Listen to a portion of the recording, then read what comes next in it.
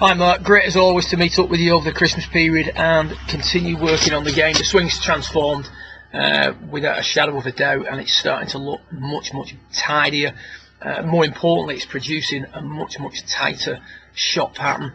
The images that are on the screen here really pretty much sum everything up.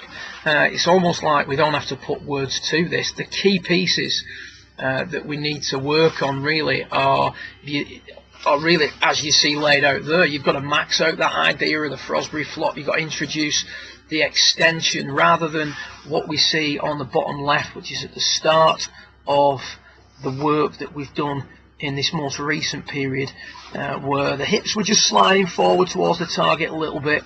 You can see there's a lot of forward bend being maintained in the upper body, and a little bit of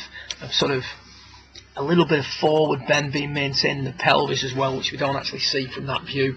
But you can see the difference on the top left when you max out the Frosbury flop. I'm just going to push, get rid of. All I'm doing there is I'm extending your hips. I'm not actually pushing the hips this way. I'm sort of pushing them this way. So if you watch how the hips extend, so I'm getting rid of the forward bend in the hips. I'm getting rid of the forward bend completely in the upper body. We're going to use that action, that idea of extending, to propel the butt of the club really. Whereas here, we're the left arm, the travel of the left arm is a little bit limited. We've got a little bit of forward bend, like I say, a little bit of flexion maintaining the pelvis. And we've certainly got our forward bend maintained in the upper body. It's a far better action than you came to me in August with, but it's not as good as I want it. So the feeling on the top left is maxing out the Frosbury flop.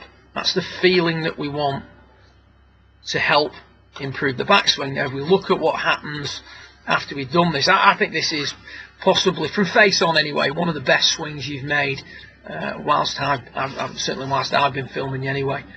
So there's the feeling. You're going to max that Frosbury flop out, and you can see there it's not quite as maxed out as there. So I want to see a lot of that.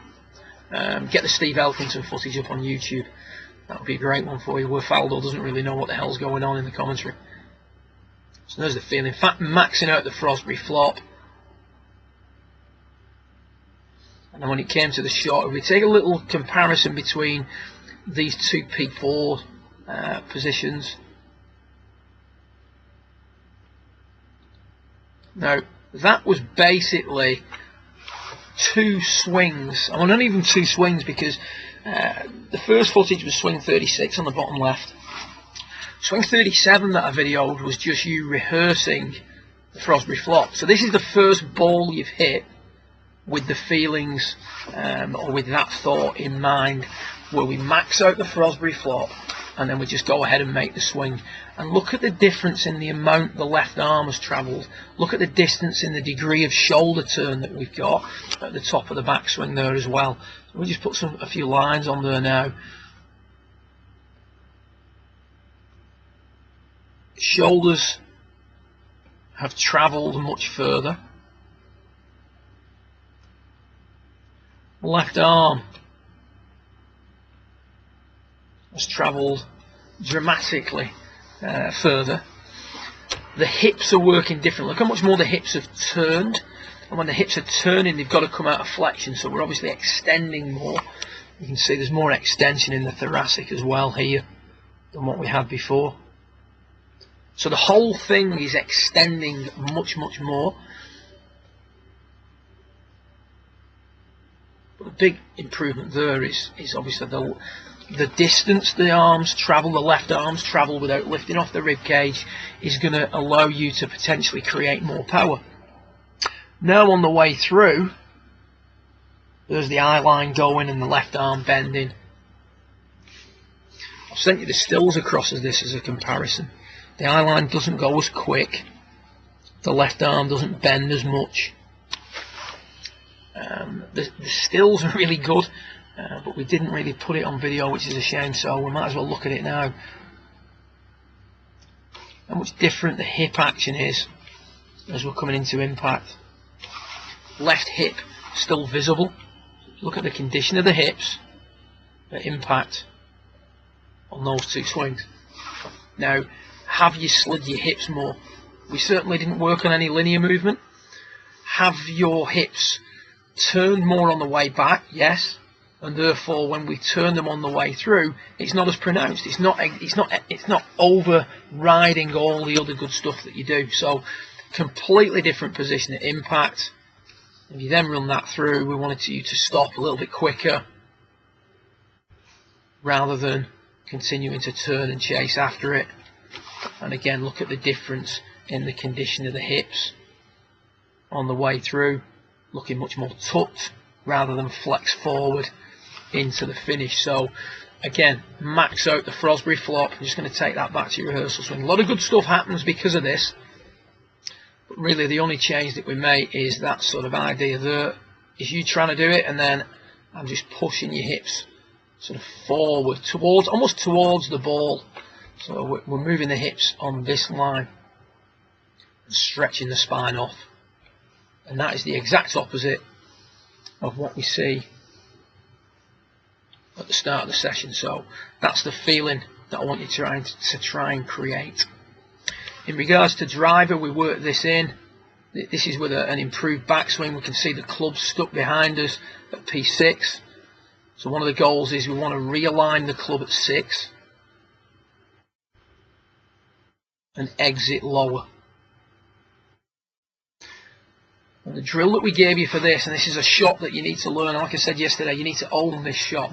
It's a really good tool to have for a player who's stuck underneath it to, you know, work it, improve things in practice, but more importantly, get it around the golf course when you're not feeling great. And you can see straight away the exits massively different. The focal point here is to hit some pulls.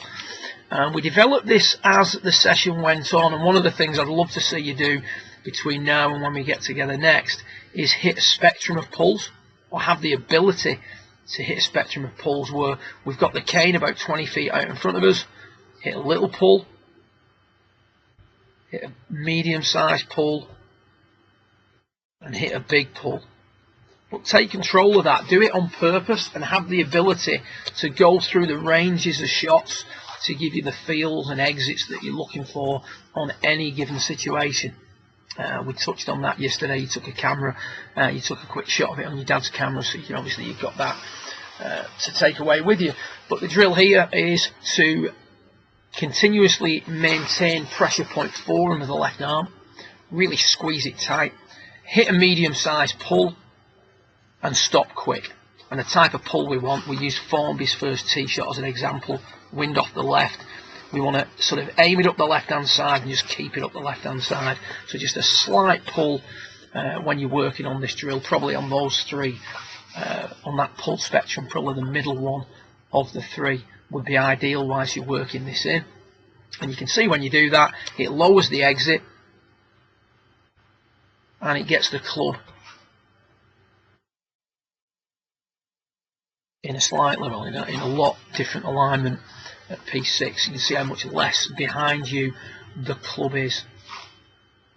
When we look at the stock shot towards the end of the session, we see a club that's behind us a little bit more than when we're doing a drill, but you can see the effect the drill is now having. So line down from the sweet spot,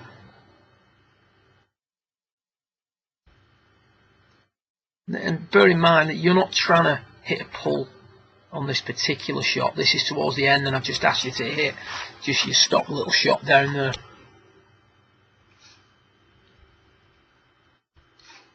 See there the handle raising, slight heel strike, more of a centered strike, handle not raising as much.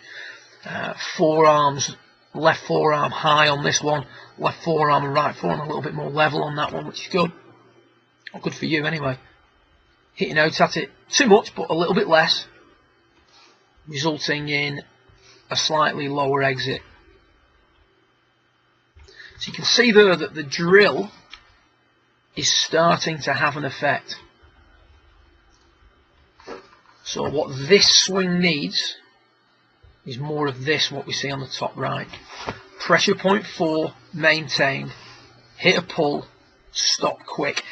Real emphasis on the stopping quick, because that creates a lot of good things in the swing that relate to the type of miss that you have. Club head speed was massively up. We went from 96, I think, to 105 nearly, averaging out about 103, but you were maxing out about 105, so that bodes well. Keep working that drill in there, Mark. Feel free to email me if you get a little bit sort of frustrated with things, or if things aren't quite working out. I think you could have a great season. I think things have changed massively. Your understanding of what you have to do is completely different, more complete, and you see much more at ease. I was commenting to someone yesterday that what I've enjoyed about the process is that you're much more relaxed now when you come for your lessons. You're much more open. You're not as quiet and reserved. You're understanding, and you can see that your confidence is growing and growing in your swing all the time. Take it back to the States, get a t-shirt on, get working on some nice weather, get rid of the bob cap, because that's not good for golf. And I'm sure if you can stick to these drills, I guarantee you're going to see some really good scores and a much tighter shot dispersion and a much tighter range of scores during the coming months. Good luck with it. All the graduation goes well in May, and I look forward to meeting up with you on your return, and we can crack on with some more improvements. Well done.